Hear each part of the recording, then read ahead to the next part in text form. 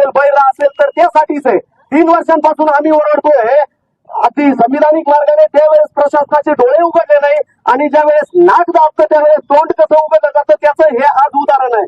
आणि या आंदोलनामध्ये जर काही होत असेल तर त्याला पूर्णपणे प्रशासनच जबाबदार आहे. कारण वेळोवेळी आम्ही त्यांना सांगितलंय की हे दारूचं दुकान बंद करा, हे दारूचं दुकान बंद करा, आणि त्यांनी वेळोवेळी हे सांगण्याचा प्रयत्न केला की नाही दारूचं दुकान बंद होणार नाही, तुमच्या समनापूरचा आम्हाला वाटोळा करायचा.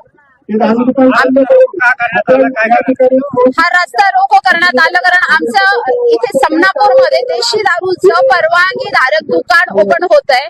3 वर्षापासून आम्ही लढा देतो की इथे हे दुकान झालं नाही पाहिजे, कुठलं तरी आहे ते स्थलांतरित होऊन इथं येत आहे. आणि इथं आमचे जे लहान मुलं आहेत, महिला भगिनी आहेत, सगळ्यांच्या सुरक्षेचा व्यवस्थेचा हा जो प्रश्न निर्माण होणार आहे.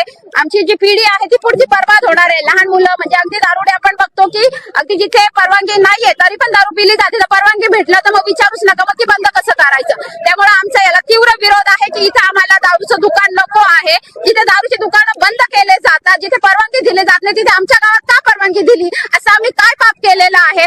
आम्हाला आमच्या गावाचा विकास करायचा आहे, तुम्ही आमच्या गावाचं वाटोळं करायला का निघालाय? त्यामुळे प्रशासनाला आमची विचारणा आहे की हे चालणार नाही, हे का करण्यात येत आहे? कुठे प्रशासन लाचार आहे, कुठल्या दबावाखाली आहे किंवा कुठला आर्थिक अभाव झाला आहे आम्हाला माहित नाही.